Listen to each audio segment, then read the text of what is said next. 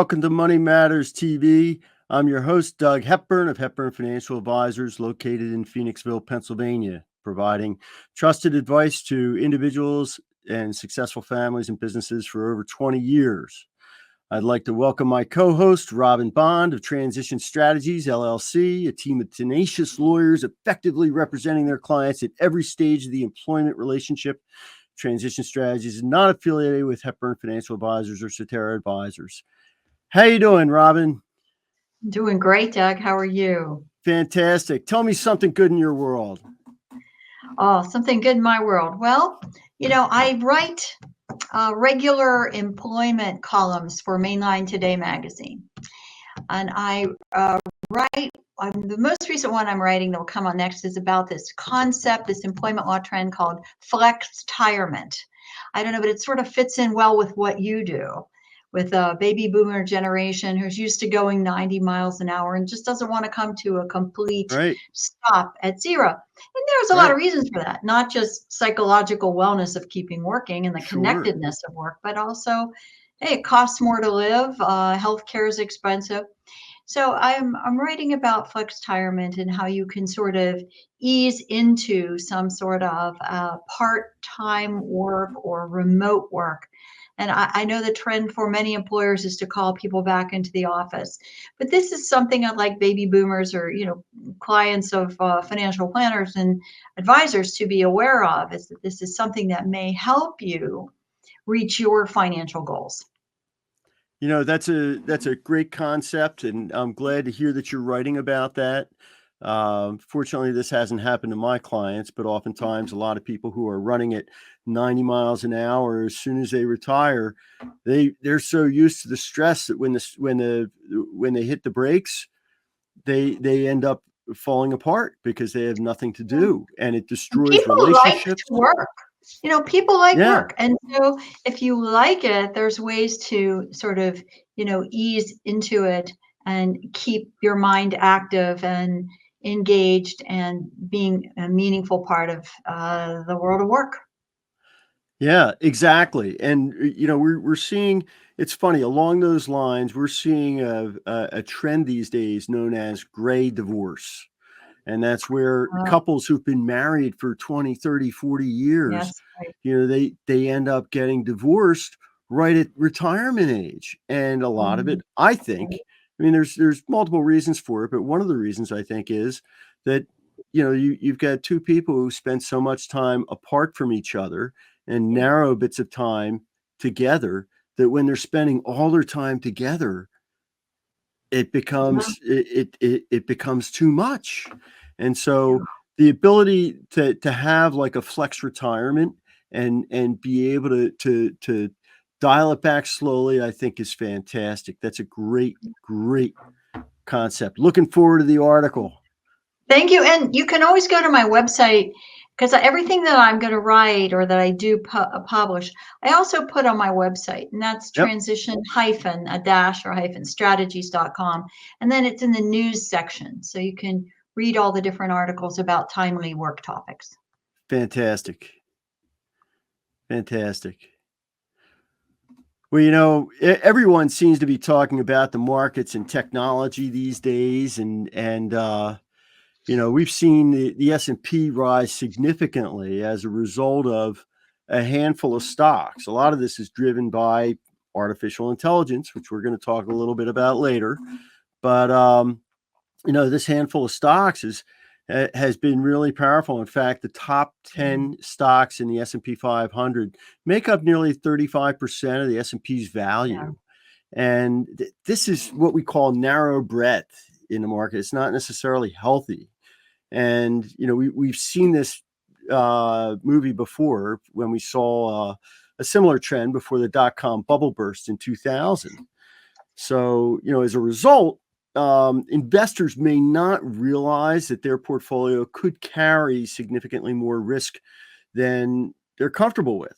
So it's always good for people, investors, to know their risk number and whether it's aligned with their portfolio. We have some tools to be able to do that are real easy. You can find that on my website. And but the good news is that we're seeing the market breadth improve, and but we expect to see increased volatility as that process plays out, and hopefully nobody gets hurt in the process. But this brings us to our viewer question from Jim Young in Boston. I was injured in a factory accident. Is there a government agency that I can contact over an issue of lack of proper protective equipment? Can you handle that? Yes, I can. Yes, Jim. There certainly is. If your employer lacks the provision of proper protective equipment, that's called PPE, proper protective equipment, then you want to contact the Occupational Safety and Health Administration. That's OSHA. There's the phone number right on the screen here. It's an 800 number. You can call. Their function, OSHA's function, is to regulate workplace safety. You can call them and complain confidentially, and then the OSHA will investigate. And if they find that your employer has violated safety regulations, the employer is going to face some sanctions, could be fines, mandatory changes in practice, or they could even revoke the company's operating license if it's serious enough. Sounds like, Jim, you have already incurred an accident. So you would want to be consulting with a lawyer in your jurisdiction that deals in the area of personal injury or workers' compensation. And you would need to be able to prove that the employer owed you a duty of care and breached that duty of care with the lack of the protective equipment. And that as a result of that employer's breach of the duty of care, you suffered an injury or damage. So best of luck. Definitely get a consult with a lawyer where you live who does personal injury or workers' comp, and see what opportunities are available for you for compensation. Thanks, Jim, for sending that in. If there's something you'd like to ask Money Matters TV, here's how to send your questions. You can have your questions answered on Money Matters. Please go to our website, money-matterstv.com. On our homepage, click on the banner on the right that says Send Us Your Questions. While you're on our website, you can find information about our host and guests, as well as show notes and links about this show and past shows.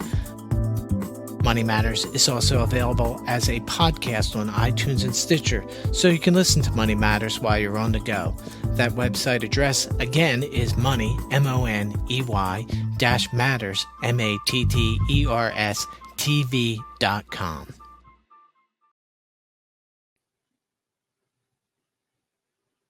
We talked briefly in the lead-in about the impact of artificial intelligence on the markets in the most recent 2 years.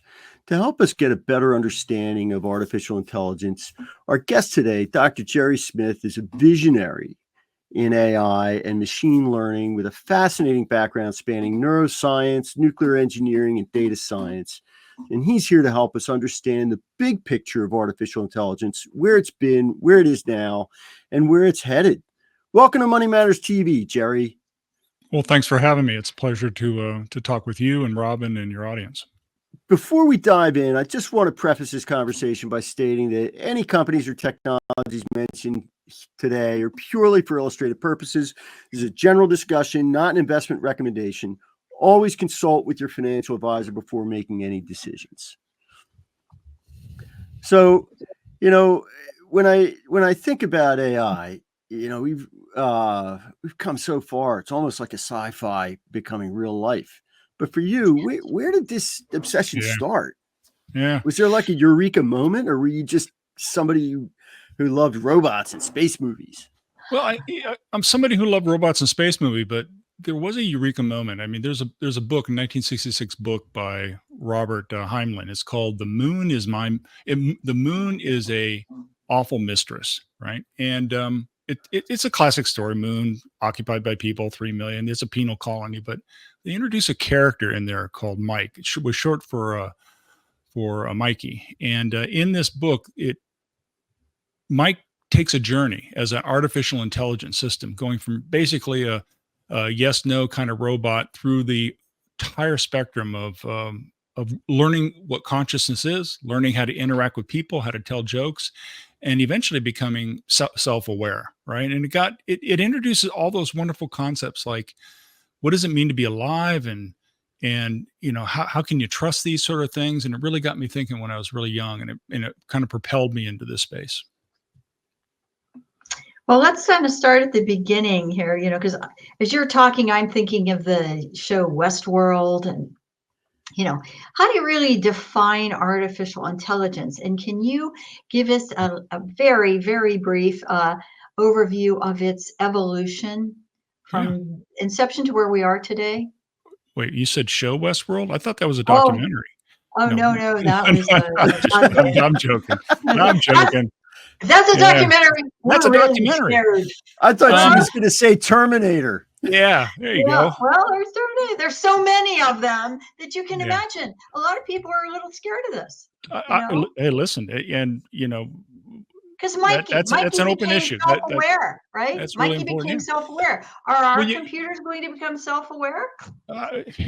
Yes, and they are, and yes, yeah. Let's go back Wow, to the that's beginning though. unbelievable. What is AI, right? I mean, we talk about a lot artificial intelligence, and stemmed out around 1950 or so, with really basic levels of understanding, and the whole field was designed around how can we simulate human intelligence machines, right?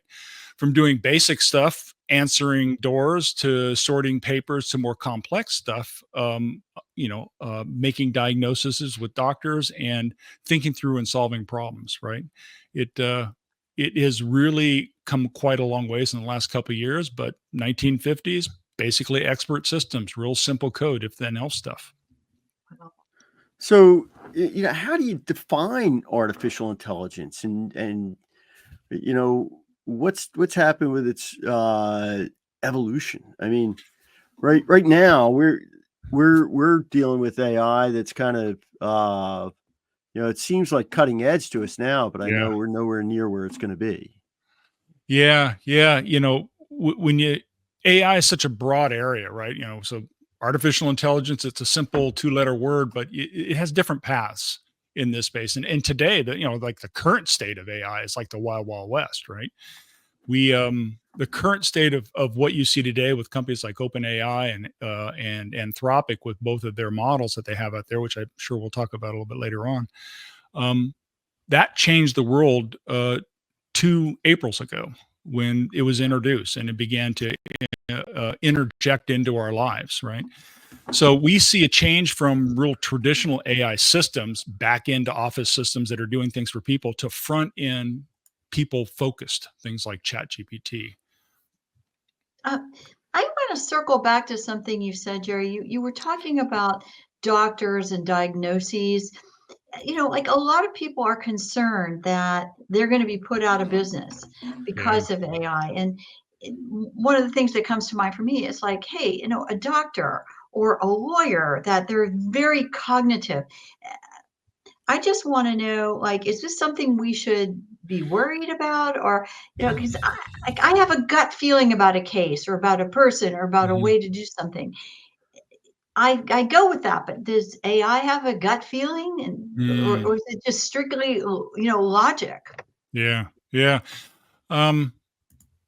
If we sort of step back for a second and think about what industries went away and why, I think you'd realize right away the industry went away because of some intelligence, some insight, some revelation by a person in this case, around how to do something better, right? Human intelligence.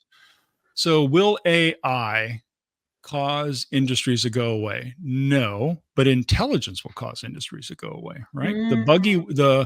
The classic whip and buggy person making buggy whips for carts, they went away not because of something evil, but because somebody says, something, I think I understand this transportation problem a little bit better now, and people want to go longer, faster, and haul more stuff, and we just can't do that with 4 legs and feeding it hay. So I've created this thing called an engine that I'm going to put on that will replace all that. Now that was intelligence, right? What AI is going to do in the future is give us an ability to be more intelligent more often with less involvement by us, right? To your point, as a lawyer, having intuition into these spaces, what AI could possibly do for you, and AIs today, some AI systems do have intuition. We can talk about that a little bit later on, but what that's going to do for you is help you fill in blind spots, right? As a lawyer, you're good, right? But you're not on 7 by 24 by 365. You can't see Yeah. all the available information. You can't read all the paper. Think about No, preparing for a that's true. deposition. Think about preparation. What did I say before? Is it consistent with this? Having an assistant, right? A human assistant to go through your notes and help you think through this is what you hire people for today. Think about tomorrow when your AI assistant, your neuro agent, the one that behaves a lot like human beings, can sit down and say, I know you're getting ready for this deposition and prepping for it. I looked over the case. Here's some areas that, based upon your previous interaction, I think you should focus on, because I think you'll have really deep insight in there. And then that relationship between you and that entity will drive you farther as a better lawyer than replacing you. Does that make sense? Yeah, it does. I'm curious, like, how does the AI get all that knowledge? Do we Yeah. have to feed it into it? How does it have a data bank of Yeah. knowledge? Yeah. So today, when we think about AI a lot, we think about the chat GPTs of the world. We think about Yeah, right. the Anthropic's sonnets, right? The 3.5, stuff Right. like that. Those are built on something called a transformer-based model. And I laugh about this. I say I get $1 every time I say this. A transformer-based, multi-headed attention model. It was founded several years ago by a paper called "Attention Is All You Need," and revolutionized our world. And so, what did it do? It enabled us to take a wide variety of information, internet, personal accounts, whatever you happen to have, and cram it in to a very sophisticated set of simulated neurons. Basically, if you think about it that way, the way our brain works, we simulate those. We create layers upon layers of these things. We cram them together and we train this. So the first answer to your question is, how do they learn? Well, we feed it information. But Yeah. the time that we feed it information, that's for its learning. These models have two basic kind of characteristics. They know stuff and they have skills, right?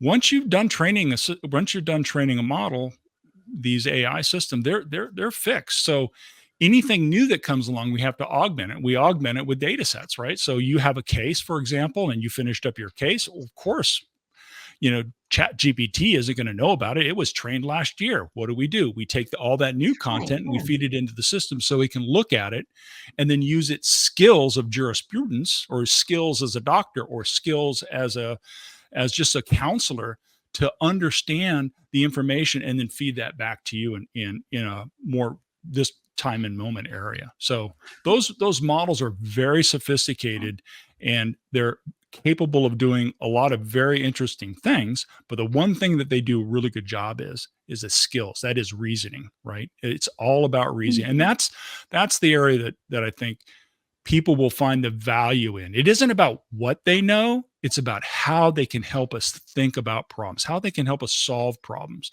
In your case, about jurisprudence, taking a look and getting ready for a trial. How should I think about this? And having somebody to sound that off of that you can trust in that area. Jerry, one of the things that we see, particularly with technology, when you think about things like Moore's law, where the computing power doubles every 18 months, where the cost comes down every 18 months.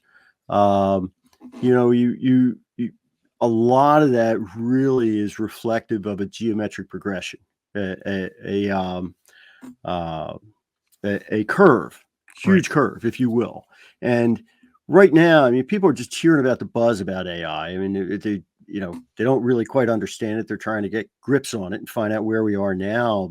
And really what's important is, where are we on the curve in terms of that geometric progression, that exponential growth that we're going to expect to see in the utilization. I'm not talking about market growth, but I'm talking about the utilization of AI and how it comes into our lives. So what about a year out? I mean, what can we expect? Anything on the horizon?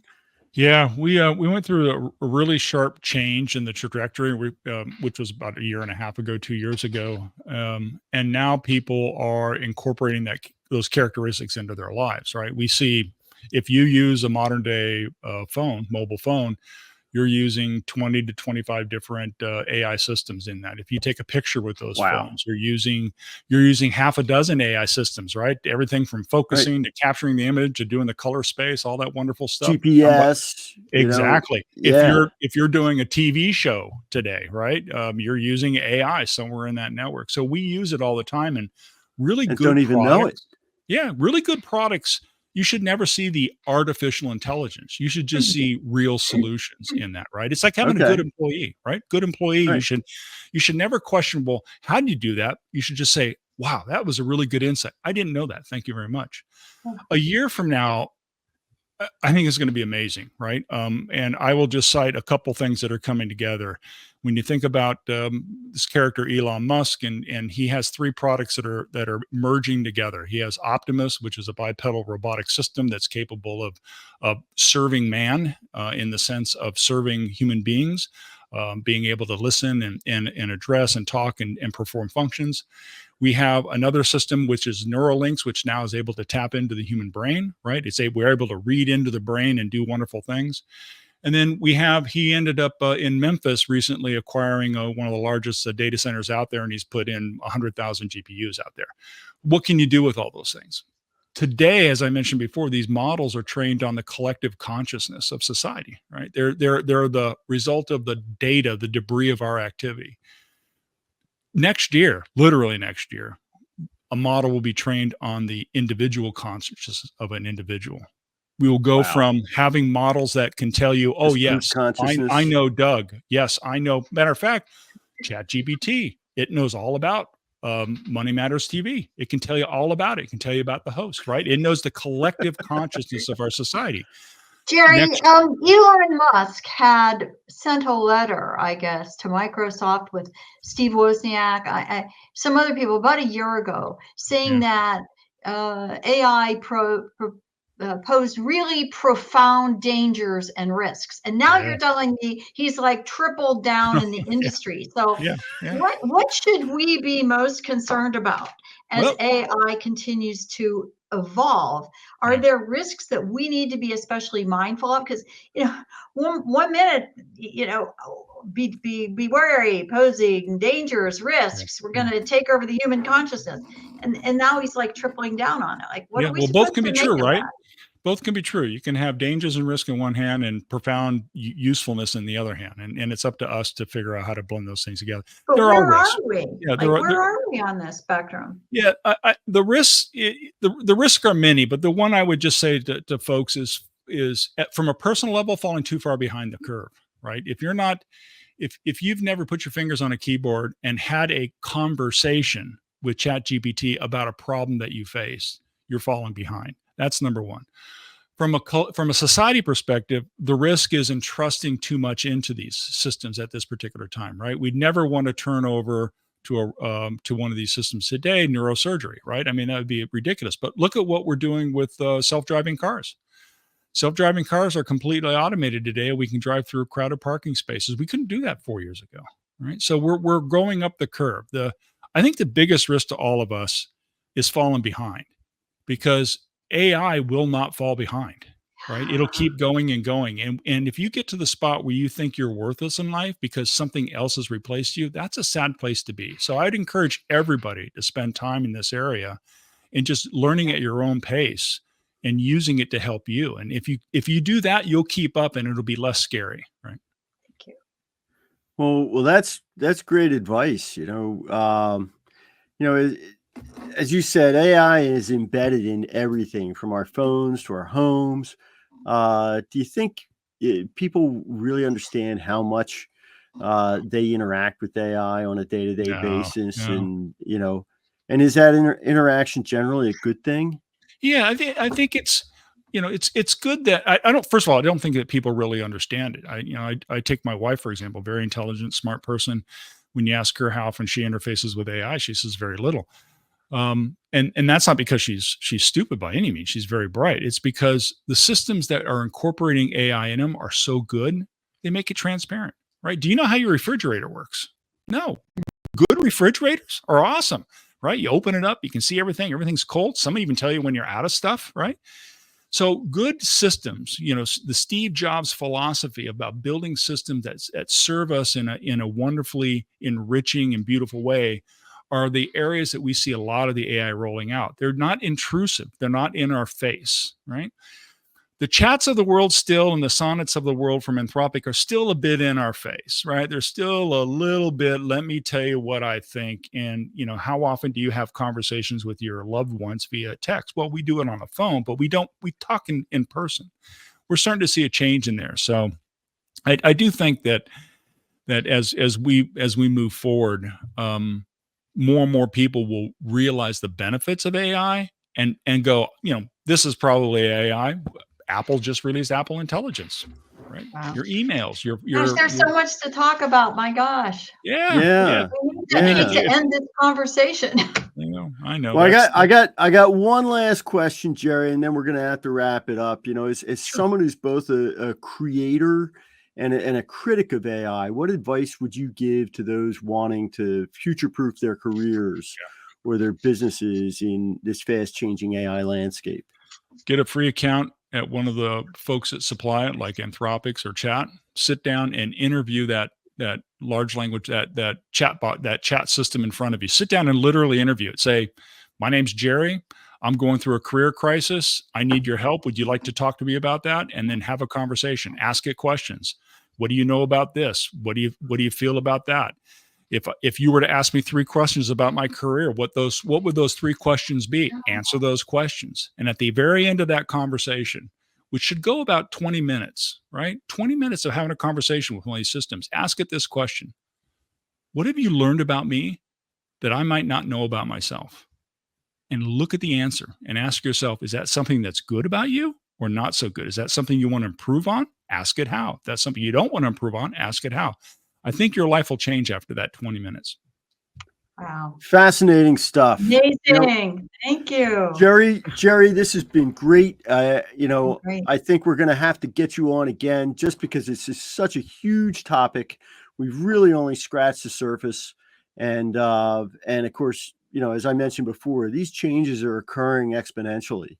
And so, just to stay on top of it, are you okay if we circle back with you again and have you as a guest again? Love to. Awesome. Let's make it a show, don't tell. Let's bring up a keyboard, show people how some of this stuff works, and give us. That would be great. I would love that. Fantastic. Well, thanks Thank again you for sharing your insights and giving us better understanding of what it means for our future. It's been a pleasure having you on Money Matters TV. I also want to thank my co-host, Robin Bond of Transition Strategies, and all the people who work behind the scenes to make Money Matters TV possible.